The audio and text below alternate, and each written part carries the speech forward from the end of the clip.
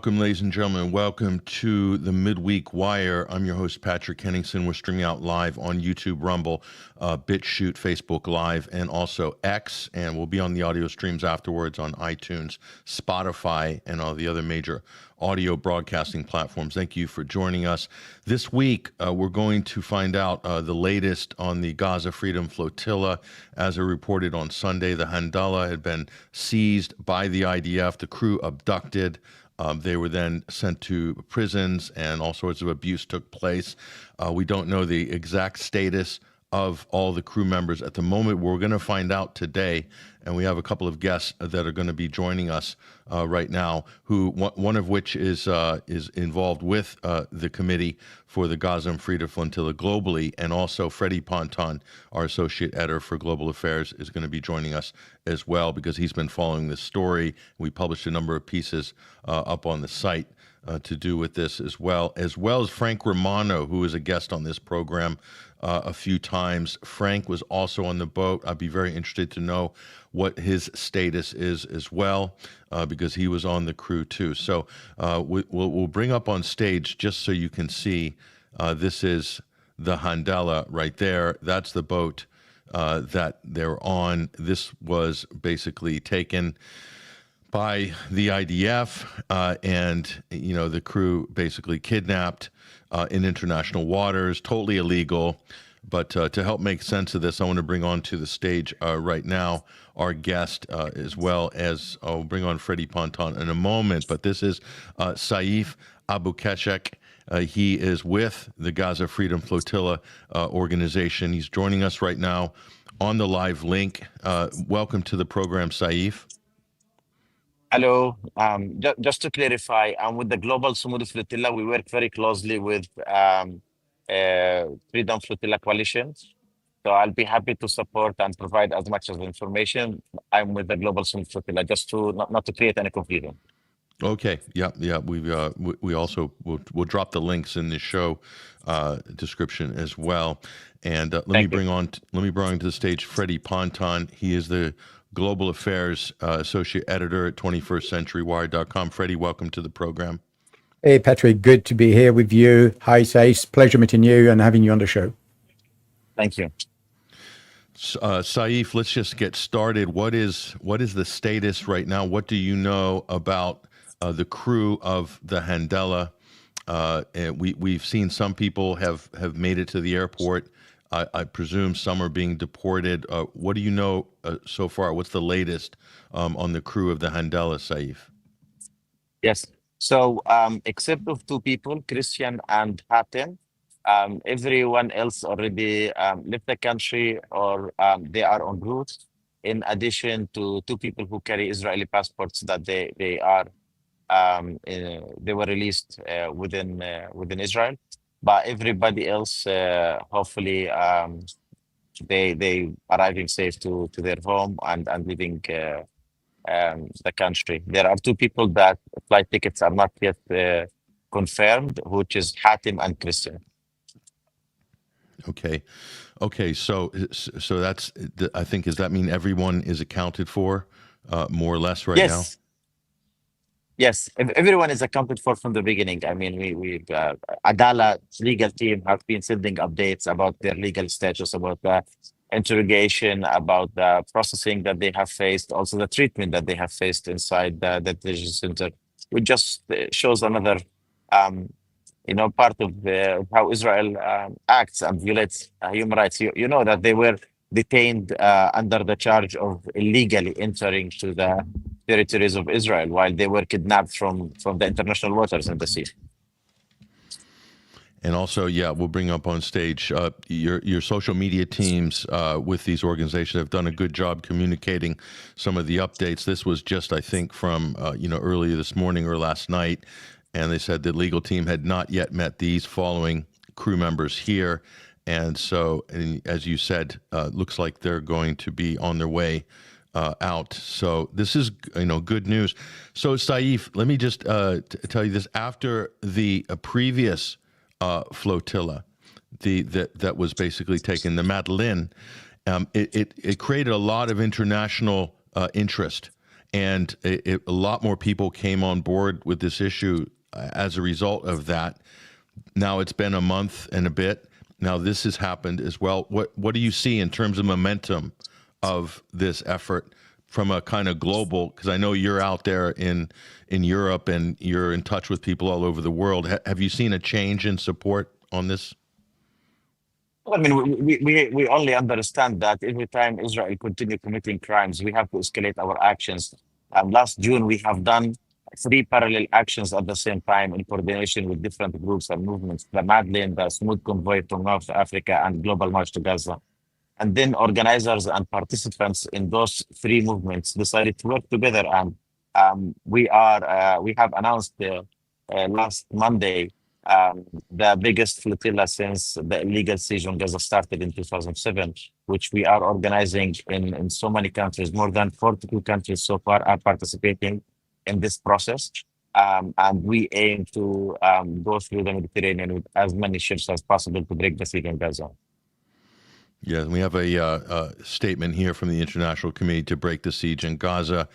This was actually released at the press conference in London, where I saw you as well, Saif, on Monday. The Freedom Flotilla coalition say that several international organizations have expressed their willingness to cooperate with the coalition to, quote, send dozens of ships to Gaza in the coming months. So that's what you're referring to, Saif. So there's more flotilla participants to come, correct? Yes, of course. From the Global Sumud Flotilla, we have announced on Monday that we are going to organize dozens of ships. Participants from all over the world are registering through our websites, and local delegations are working to organize it. Currently, I just arrived literally to Tunisia to attend to our international meeting with our colleagues from Global South, so we can continue planning this immense effort that is bringing people from all over the world to stand together. And it's not about just taking a sea mission. What we are doing is to build this global mass solidarity movement of people working together from everywhere, because when leaders fail to do their duty, civil society needs to stand up. And this is what we have decided to do. We are stepping up together, everyone, to confront the genocide, to confront the Israeli illegal siege of Gaza, and to do what politicians and governments are failing to do. And just also, Saif, and we'll go to Freddie in a moment. Freddie's based in France right now. Saif, you're in Spain. I know that you spend a lot of time in Spain as well. The Spanish government has been one of the European governments that have moved a little bit quicker in terms of restricting arms to Israel, and maybe sort of approaching what looks like sanctions, but maybe not full sanctions. But Spain seems to be one of the countries taking the lead. Where are the European countries on this in terms of the legal violations of the laws of the sea, maritime laws? It's been violated twice. The Malta incident with the drone attack. I mean, there's a lot of problems here. What do you see on that side? Is there any developments, any movement? I mean, yes, the Spanish government has been one of the most progressive in Europe in regards to the situation. But, it took over than 60,000 Palestinian civilian murdered in Gaza, hundreds of thousands of people wounded, massive destruction of the whole strip, for some politicians to try to step forward and just denounce. We haven't seen an actual action taken by anyone so far. We haven't seen detention or closure of the Israeli embassy over their violations. What we have seen so far is a complicit Europe. I mean, a few weeks ago, they just postponed voting on the association agreement that allows Israel to have beneficial access to the European economics by avoiding to pay certain taxes, etc. Where this agreement indicates that they have to respect human rights, not to be part of any war crimes, and they are being investigated for genocide. So Europe is complicit, and the US is complicit. We see an announcement from the UK, and I understand some people feel encouraged when they hear it of England saying, if in 2 months Israel does not stop this, we are gonna recognize a Palestinian state. it's really devastating how politicians are manipulating people, and they either think we people are blind. I mean, genocide is being broadcasted online. What do they mean if in 2 months Israel does not change their course of action, they will recognize a Palestinian state? Israel has been killing Palestinians for the past 20 months. They have used medicine, food as a weapon for starvation against kids. I mean, we are seeing people falling dead because they are not able to have access to food or medicine or milk. And they want to give Israel 2 months' time to continue killing, instead of all those governments and politicians taking an immediate stand, imposing sanctions on Israel, closing embassies, cutting all type of relations, political, cultural, sport, everything, economical. Instead of seeing real actions, we see them. If this doesn't happen in X period of time, we will not even imposing sanctions on Israel. We will recognize a Palestinian state, which is a symbolic action at the end of the day, and it does not imply that Israel will face any consequences of what they are doing. While Israel continue acting this way, and while there is no price for the crimes and the genocide they are committing in Palestine, they will continue committing those crimes. What will force Israel to stop? If no one is standing and forcing them, imposing sanctions, making them pay for the crimes they are committing, why would they stop? And yeah, good point, Saif. And Freddie, you got a similar situation in France. Emmanuel Macron announcing we're thinking about recognizing a Palestinian state at some point in the future. Wasn't specific. Is this more of a damage control exercise by the French government because they find themselves falling on the wrong side of public opinion badly in France? What about the situation in France politically? Is same with the UK? He's done the same thing. Where is this at, Freddie? Well, like Saif said, there's too many talk, very little actions. And at this stage, we cannot see anything, whether it comes from Stallmer or it comes from Macron, nothing tangible, nothing that we can see and we can consider as an action that is sanctioning Israel, whether it's economically or politically or even legally speaking. None of that is part of the discussions. It is just the forums of discussions, and with so many over 600 plus days, yet the genocide is occurring, and the proposal is not a proposal. It's just a talk. It's just about an idea of recognizing a two-state solution, but nobody talks about its implementation, and it's nobody talking about sanctions. So as Saif said, and rightly so, it's basically a flash in the pan. They are buying times, and that is the sensation that we having here in France, is the fact that governments, France or else, is buying times so that more people can die, the starvation can carry on, and more importantly, Israel can start basically buying time to defend itself in legally speaking, because there will be legal repercussion one way or the others, but it's not going to come from our government. This will come from international organizations, NGO, human rights, you name it, and of course from people. Individuals have rights. We have the right to approach our governments. We have the right to approach International Criminal Court, and so on and so forth. So, as I said, and as Saif said, this is just not something that we should hold our breath upon. Just let's believe on our power, the power of the people. That's what we need to rely on at this moment in time, Patrick. And just Freddie, on this situation, do you have any other comments on the flotilla itself, this stage of the campaign? What are some of the things? I know you filed a report at 21st Century Wire on this. You brought up a lot of really important issues in terms of international law. Do you have anything further to share on that issue, Freddie?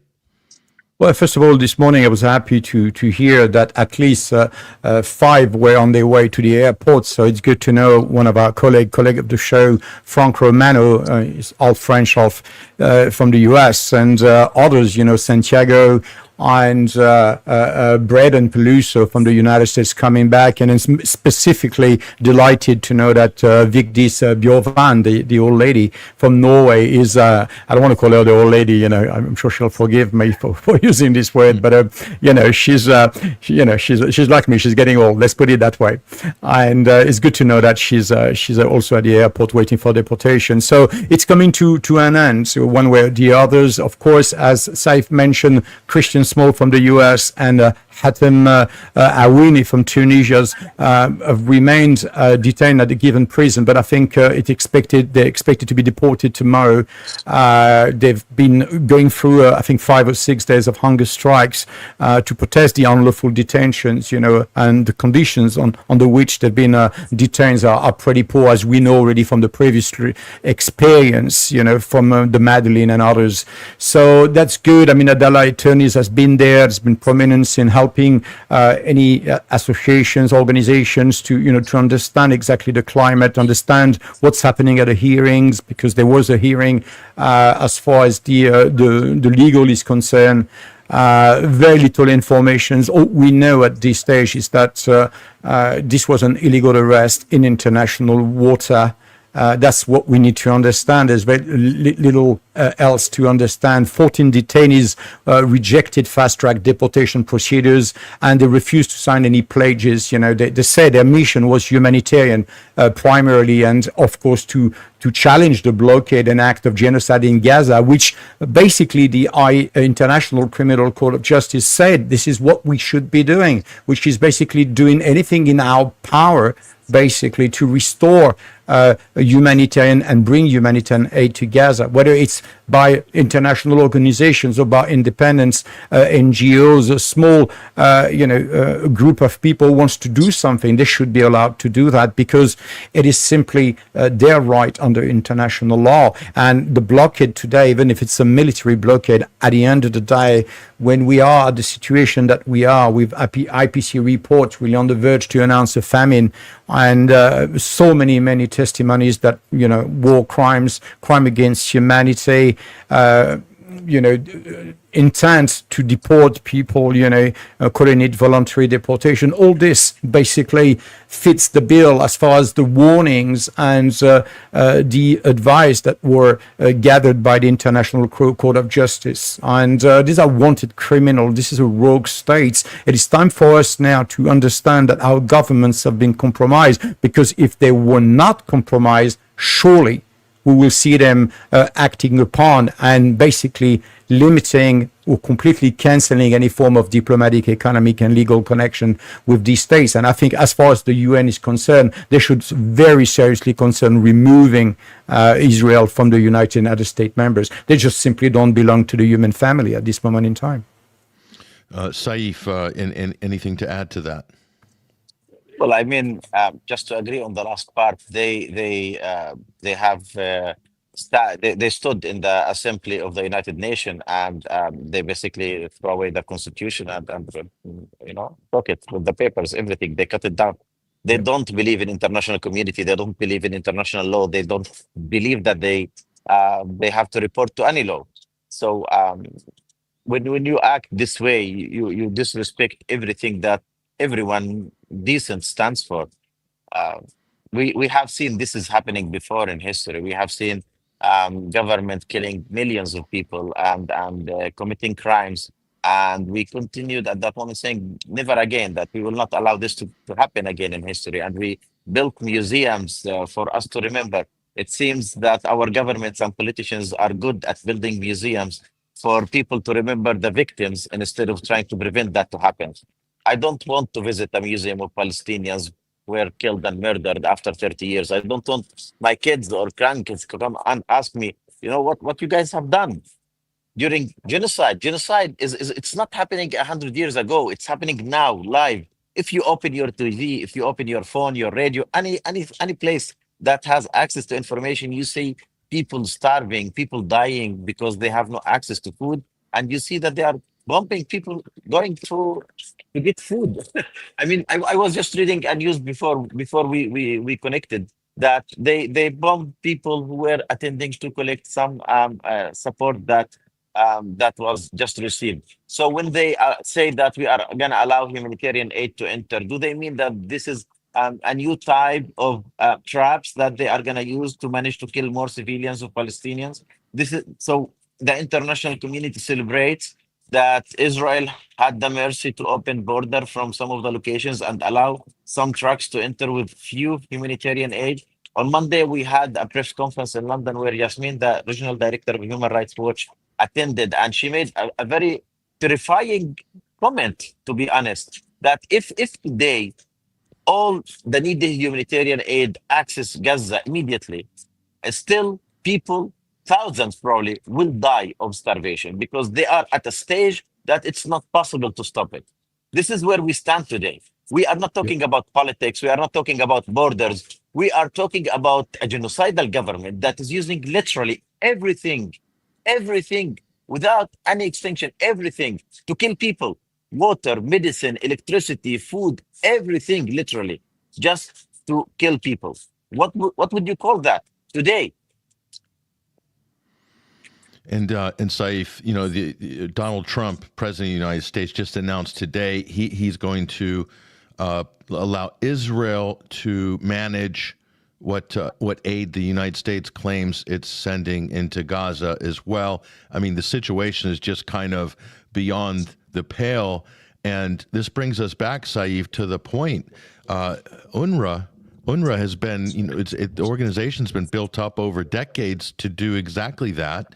But so explain to us how they basically canceled UNRWA, because I think that's one of the fundamental underlying points here, and almost makes it like you can't fix this problem now because they've pulled the heart from the aid facilities that the UN was doing for decades.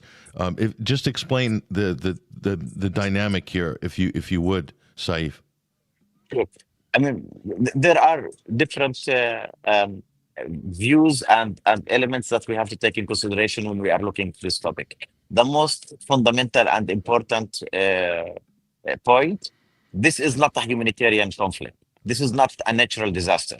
It shouldn't be approached from this perspective. Yes, humanitarian aid is in need, but because a genocidal government, decided to put people for starvation, 2.3 million Palestinians are isolated and being starved to death because a government is doing that. This is a man-made disaster.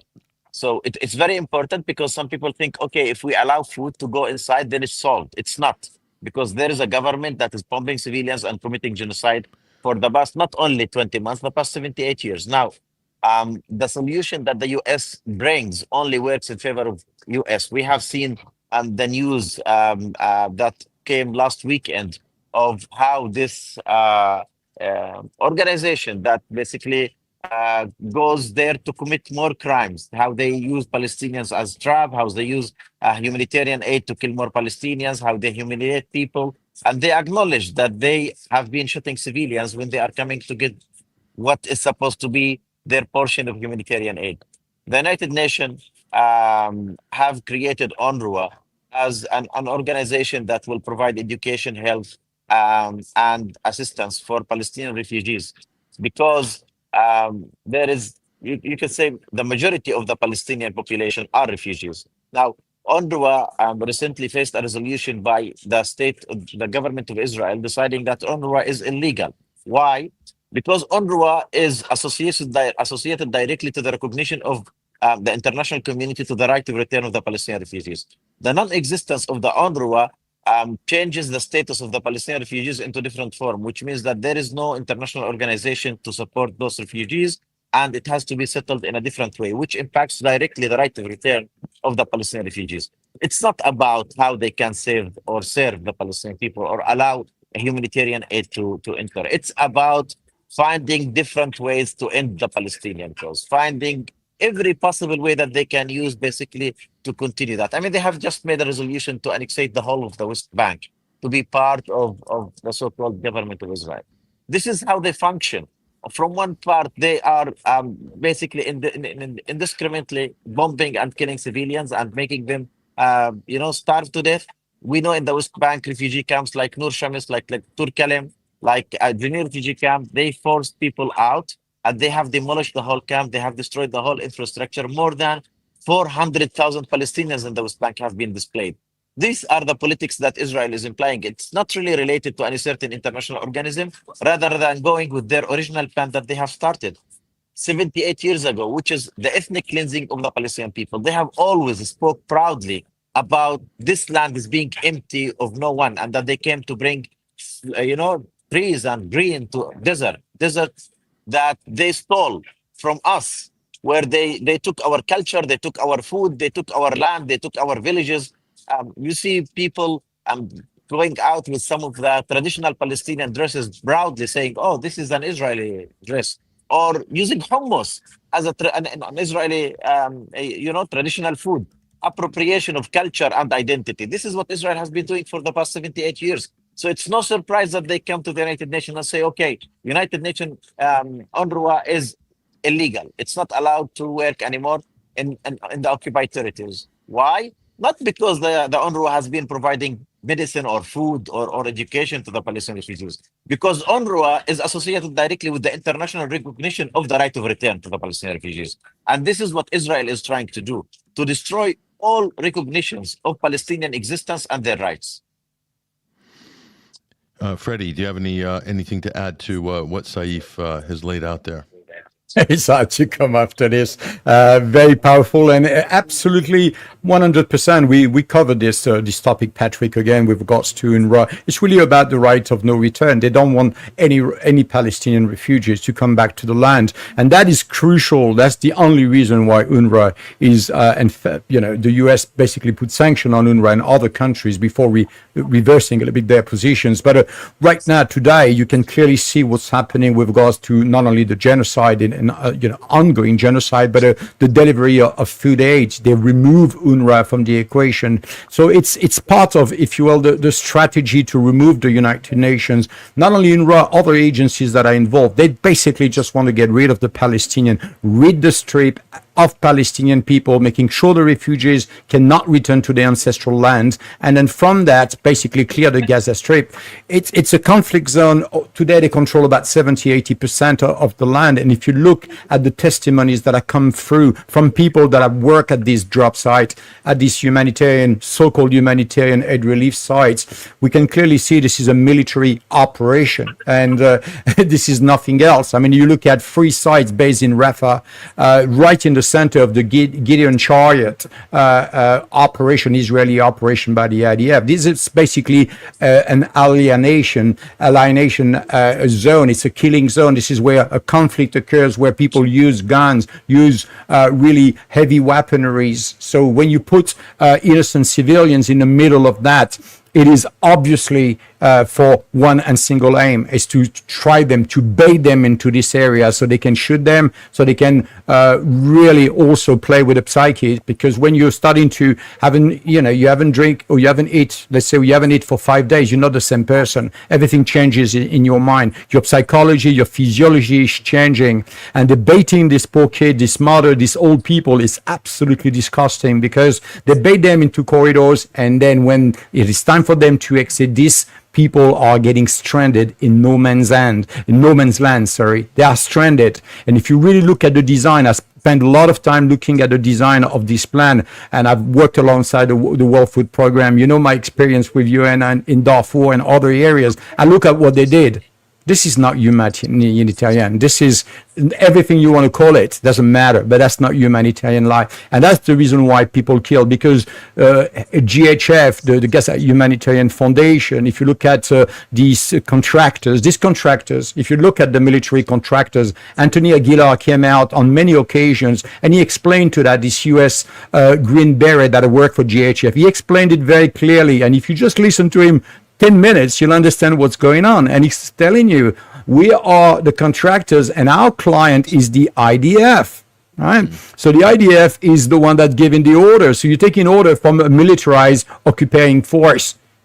That's not humanitarian aid. These people should never be allowed to give any order as far as humanitarian relief is concerned. That's number one. And number two, he's also picked on it very quickly, because probably at the side he realized that these corridors basically lead to death traps. That's what they do. So when these guys are exiting with a box, they have barely any shoes, they have no vehicles, they have nothing, and they just basically practice target.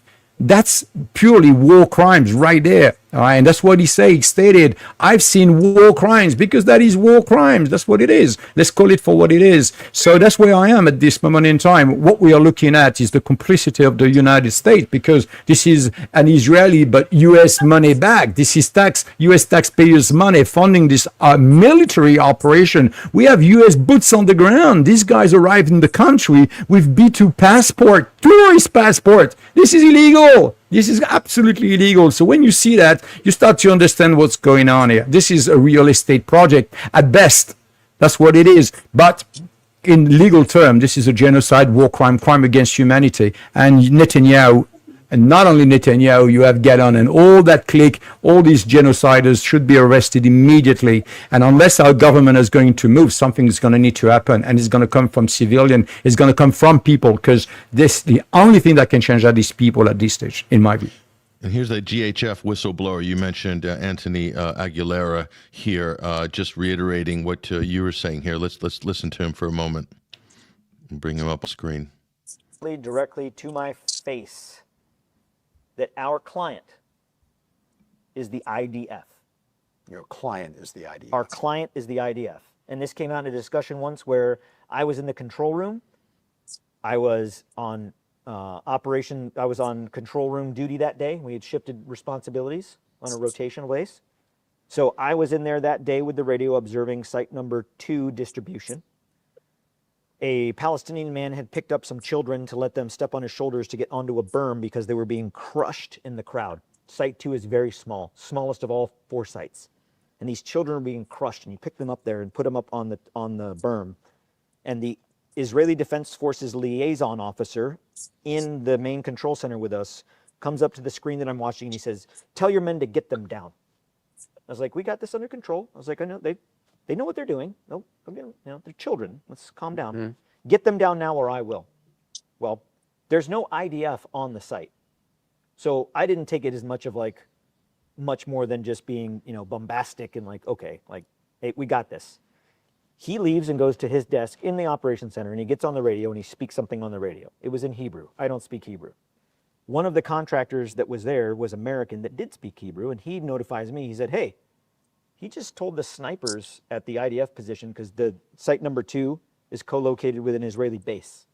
Mm-hmm. He said, "He just told the snipers to take these kids out."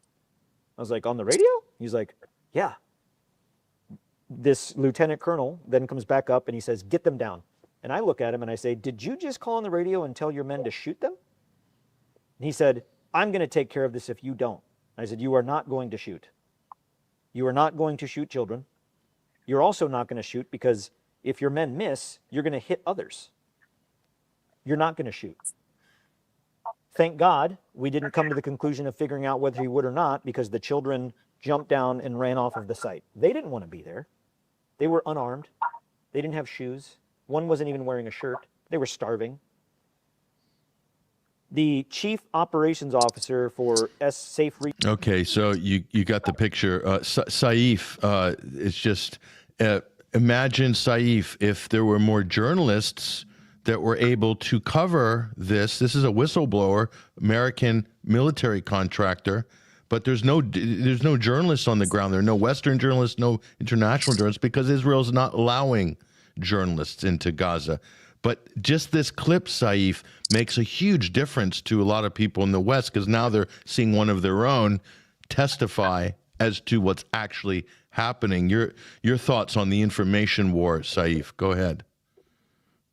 Well, I mean, it's not only they don't allow journalists to go to Gaza, they kill them. We know that they have killed Shireen Abu Akleh, which is also a Palestinian-American journalist, while she was trying to cover their military operations and their war crimes in the refugee camp of Jenin.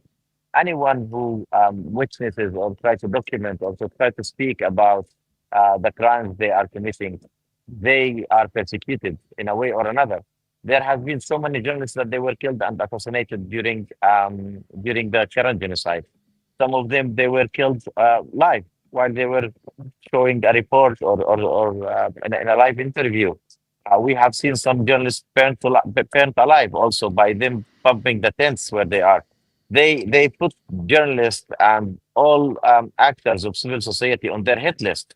because, as we mentioned earlier, their target is not a certain group of people. Their target is the whole civilians, is the whole population of Palestinians, basically to end the presence of Palestinians, to end any component of a community, to make it impossible for Palestinians to rebuild and to come together and just to continue their life when this genocide stops.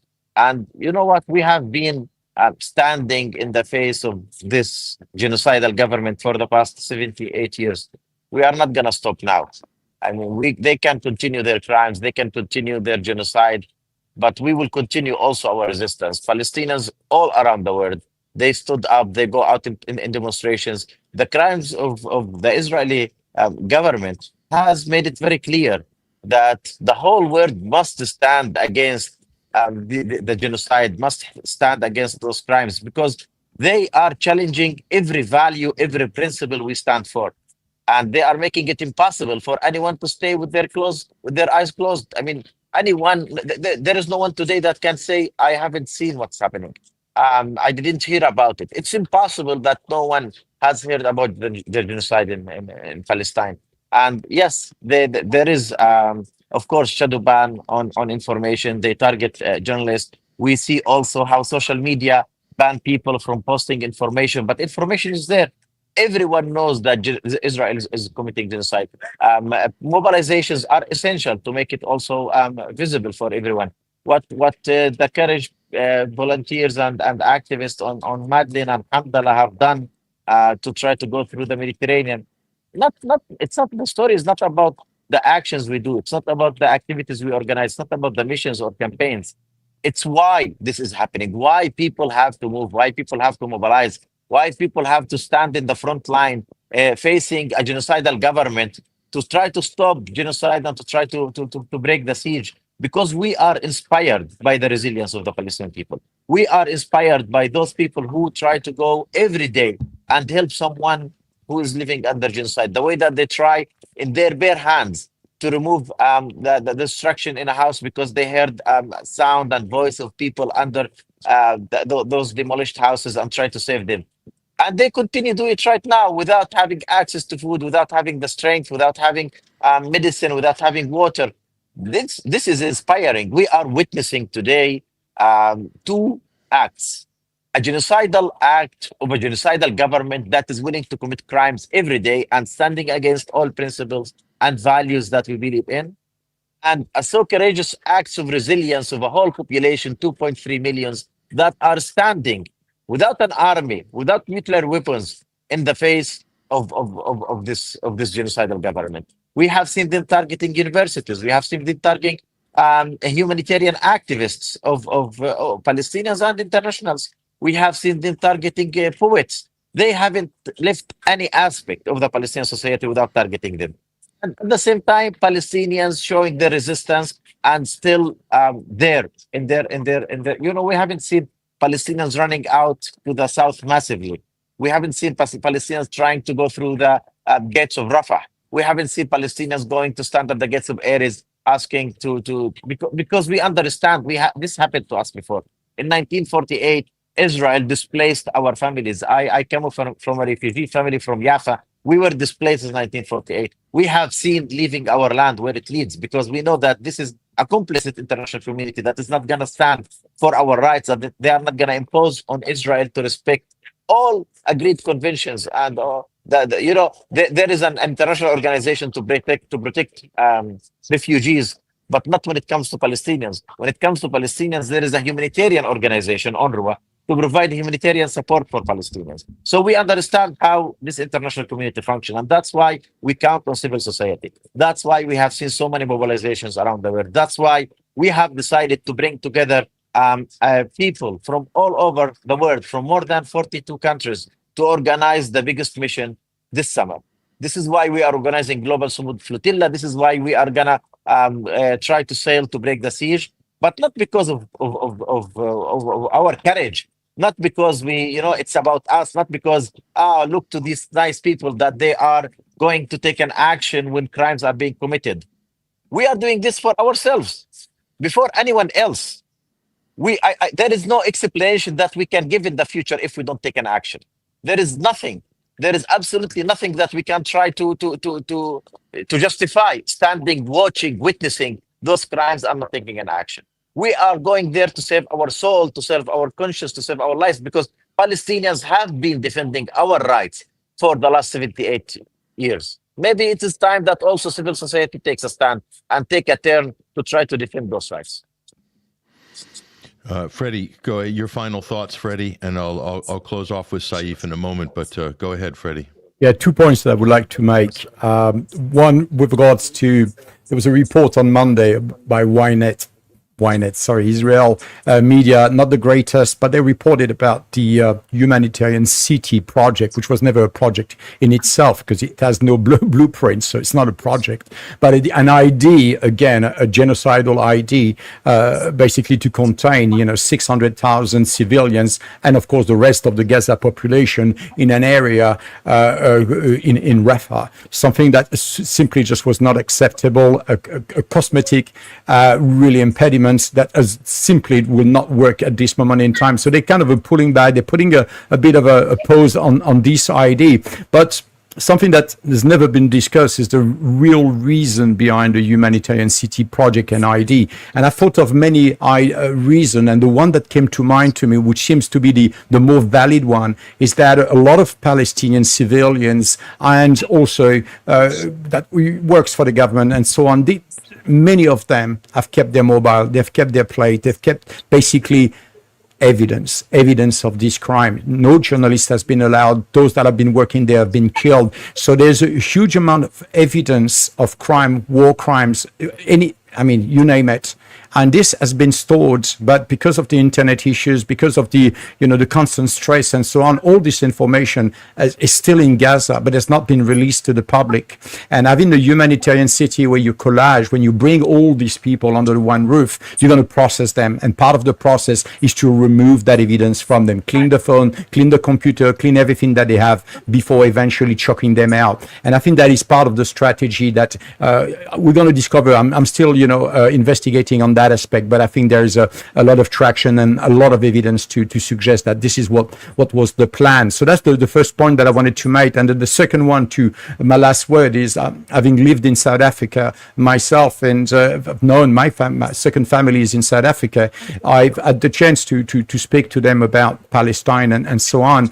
And really the difference is very little and is huge at the same time. On one side, you get Palestine and South Africa, both states that have known apartheid for a very long time. The only difference with South Africa is there was no genocide, and that is the reason why the one-state solution was possible, simply because there was no genocide. But with the horrors that we've seen for more than 600 days, there is no more discussions here. There is no Palestinian living with Israeli. You can't, the next generations and future generations won't allow it. Simple as that, because they will remember, they will talk, it's going to be part of who they are. When you go through what they're going through, this is not over after the food has come into the camp, as I've said. This is over when justice is done, and yet still these people won't be able to live together. So it is absolutely crucial right now that we address the priority, which is the food, the immediate priority, which is the security of the civilian. That is part of the international humanitarian law and customary law. We need to protect these people because they are in danger, and the IPC is telling us a famine is just around the corner. That's been people and kids and women and elders and men dying every day. And when it goes down to this level, there is no stopping it, because it literally cascades. It goes from small numbers to suddenly huge number, because the health system has collapsed and the health of human beings is collapsing. And when it collapses, there is no warning. It's just collapse. We are really at the verge. And we need to do something, because it's just simply not acceptable. And I'm glad to be with Saif today to talk about that. Thank you, Freddie. I really appreciate your contribution today on this very important issue. Saif, I'm going to give you the floor for the final comment before we wrap up. And anything else that you want to say, or anything else that you think people need to know going forward, go ahead. I just would like to emphasize that we don't have an option in terms of action. We don't have an option today. We don't have the luxury to stand and say, okay, maybe I do this or I don't. we are at a moment of our lives, not taking an action is being complicit, because we live in words that we say, oh, we are proud to have democracy. We are proud to defend rights. We are proud to see justice. But those crimes are being committed in the name of all those values. And us not taking an action, not taking a stand, means that we are complicit in that process. We are agreeing that those crimes can be committed in the name of those values. In addition, those crimes are being committed by a government that is using resources from our countries, that is using our ports to transfer weapons. So our governments, our own governments in Europe or in the US, are making us complicit by force. The ones who work in the port and they manipulate the ships, they are being forced to participate in the genocide. The companies that are producing arms and sending those to Israel, they are forcing their workers to participate in genocide. The products that are coming from illegal colonies that has been built over the confiscated land of Palestinians, illegal, and they bring it to Europe and goes into commercial. People buy it and others sell it. People are being forced to be part of this genocidal process. That's why we have to stand for, because they have entered into all our aspect of life. You know what we have done last month in going through those 3 missions?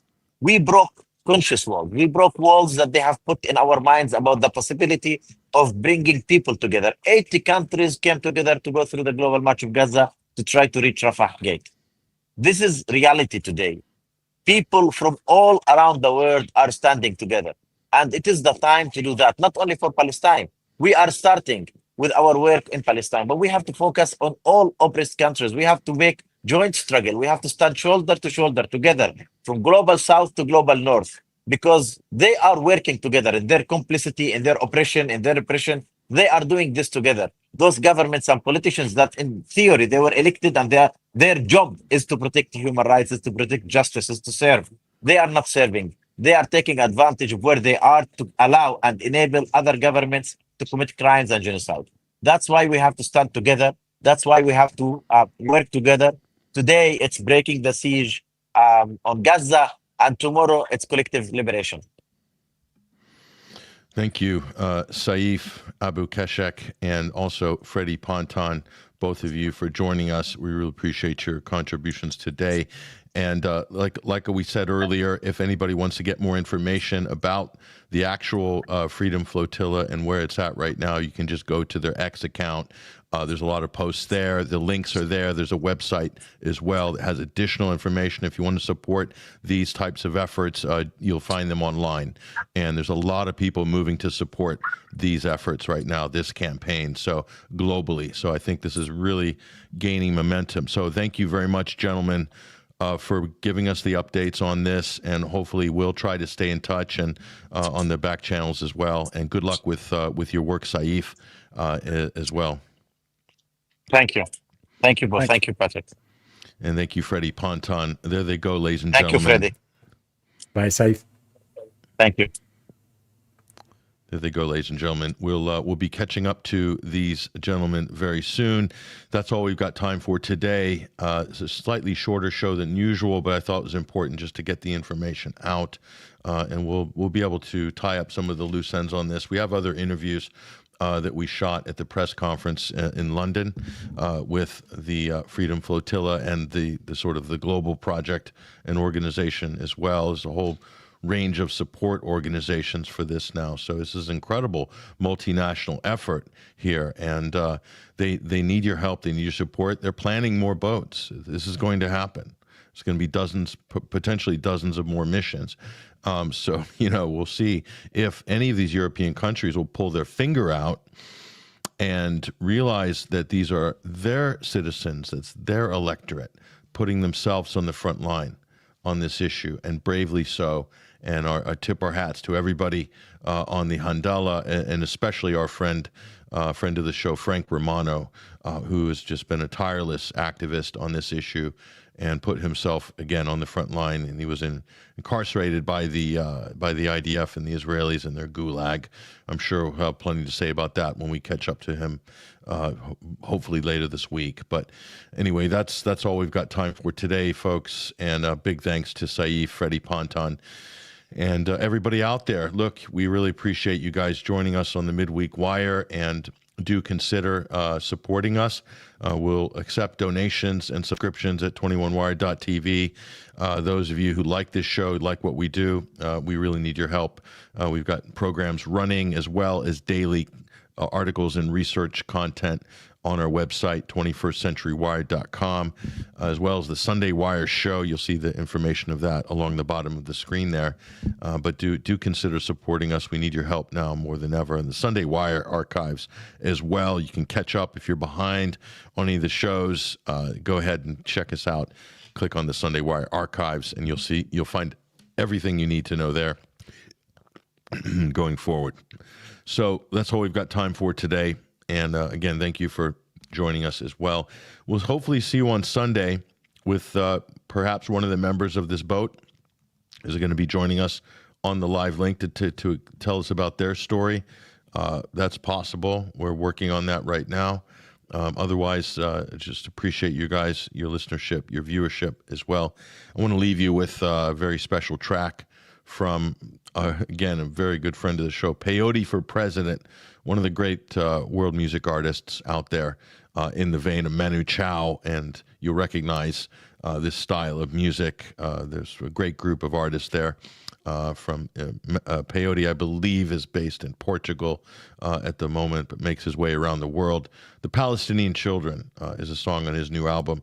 We'll leave you with that. Hope to see you guys soon. Take care. All the best.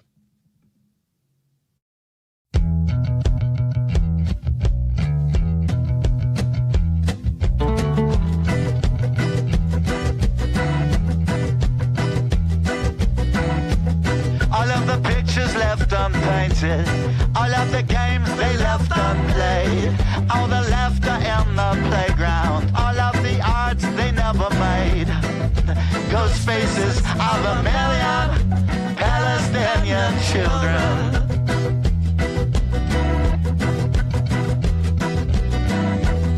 All of those voices left in silence, all with their names written in kind, lest their bodies poked from rubble, lifeless empty dolls to find.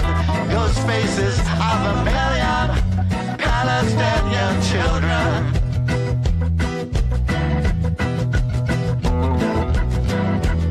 What are the songs they've never written? What are the words they'll never sing? And the darkness of the nightmare, inescapable that rings. The ghost faces of a million Palestinian children.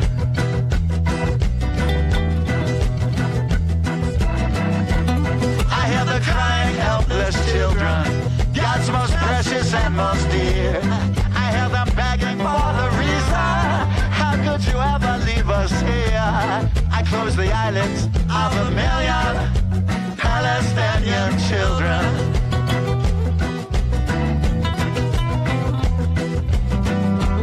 So what do we really stand for?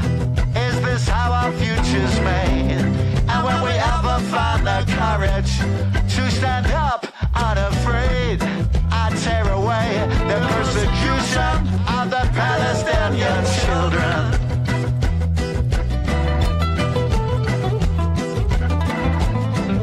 Rise up and be the guardians of the Palestinian children.